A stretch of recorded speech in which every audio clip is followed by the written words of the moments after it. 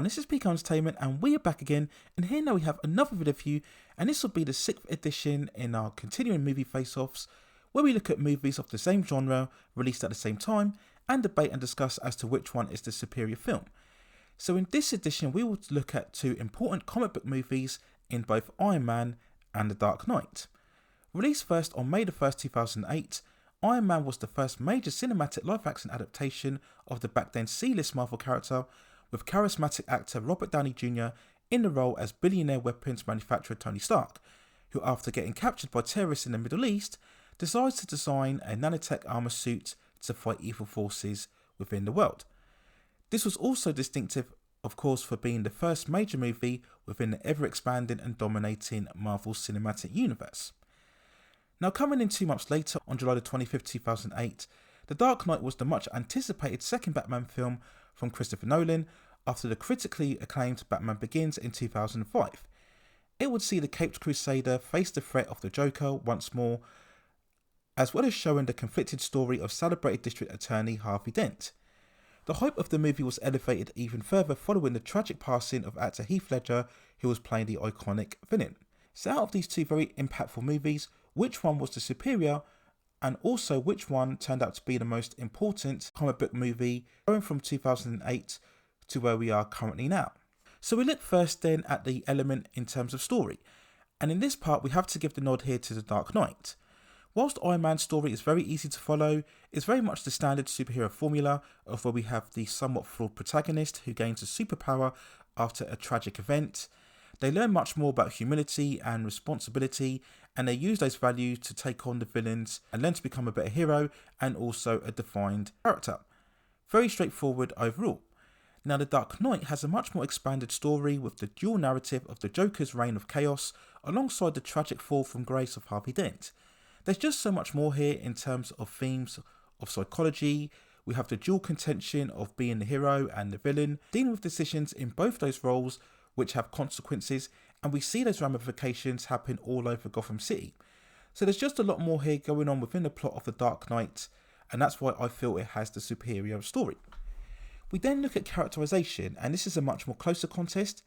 Now, I'm sure many will simply point to Heath Ledger's Joker to decide this argument. We look at his presence that he has, and yes, we do get also a substantial character journey for the likes of Harvey Dent throughout the film also.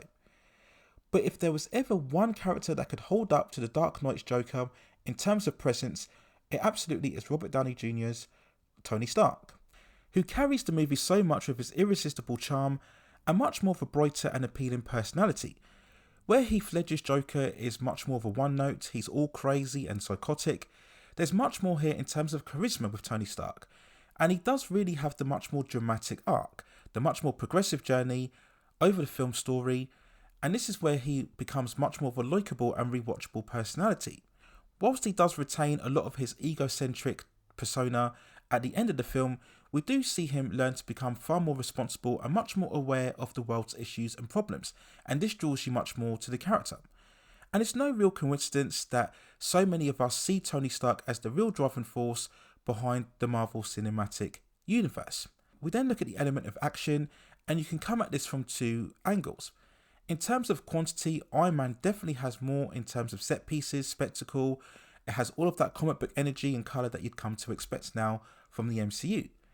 But is there anything in Iron Man that stands up to the truly great chase encounter where we see Batman in his tumbler pursuing the Joker in Gotham City alongside the police, causing all sorts of carnage amongst the streets? Probably not in terms of a purely distinctive action set piece. But the fact is there's so little action in The Dark Knight during its 2 hour plus 20 minute runtime, so in this case I will give the nod here to Iron Man. We then talk about cinematography, and I think it's safe to say here that we have to go with The Dark Knight. Despite it being a much more grounded superhero film, it just creates a much more sense of scale, and despite coming out 15 years ago, it still has that modern day look. It looks so clean and crisp without looking aged or dated.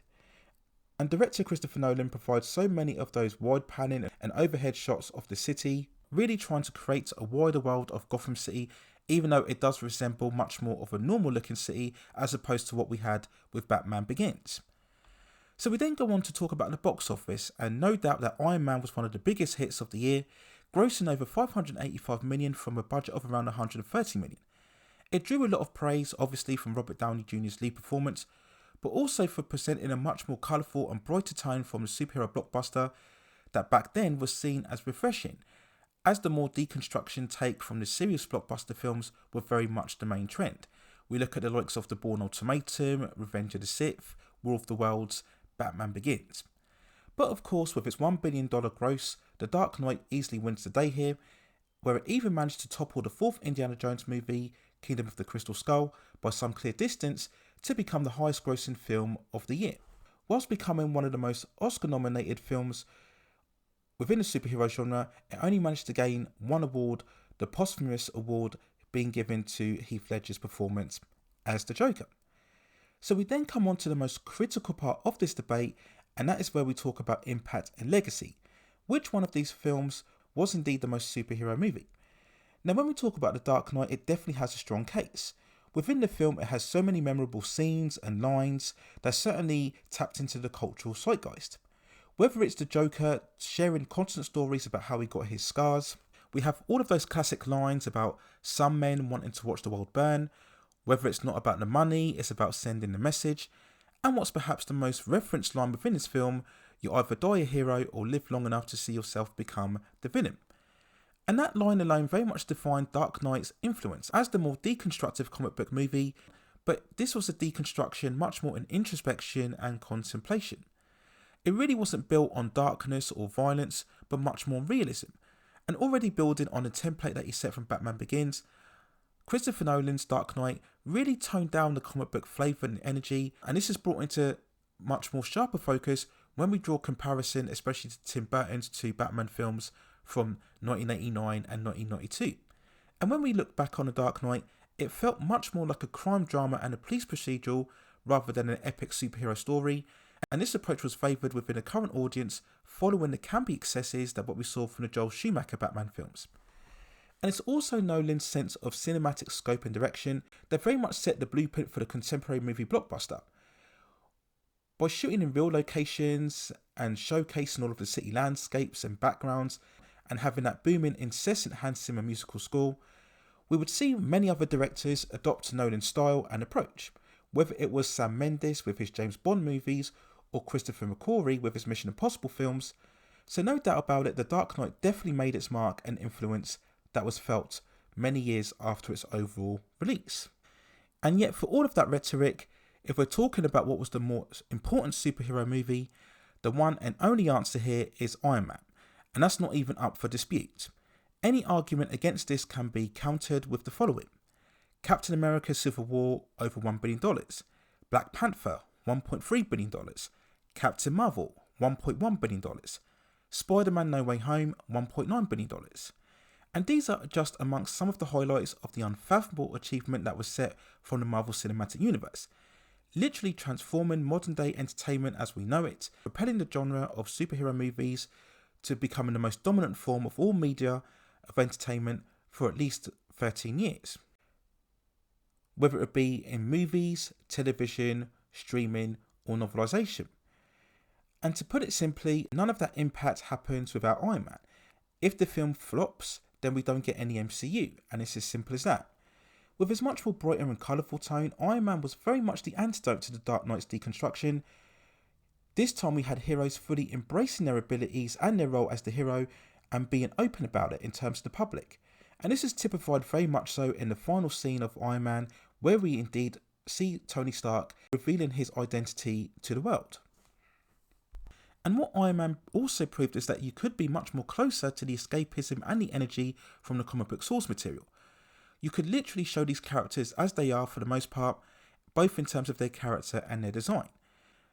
Now we had progressed further than the comic book films than what we saw in both the late 1990s and early 2000s, where things had to be stripped down to an extent to become far more realistic and credible. And the mindset from Iron Man culminated, of course, in the epic visualization of the Avengers. Still, for me and for a lot of people, the greatest comic book movie of all time. This is where we saw the likes of Captain America, Thor, Hulk, and Black Widow, as if they've literally leapt from the comic book pages onto the big movie screen. And we would see the continued success of the Avengers going from the likes of Infinity War and Endgame, where they would go on to become amongst the highest grossing movies of all time.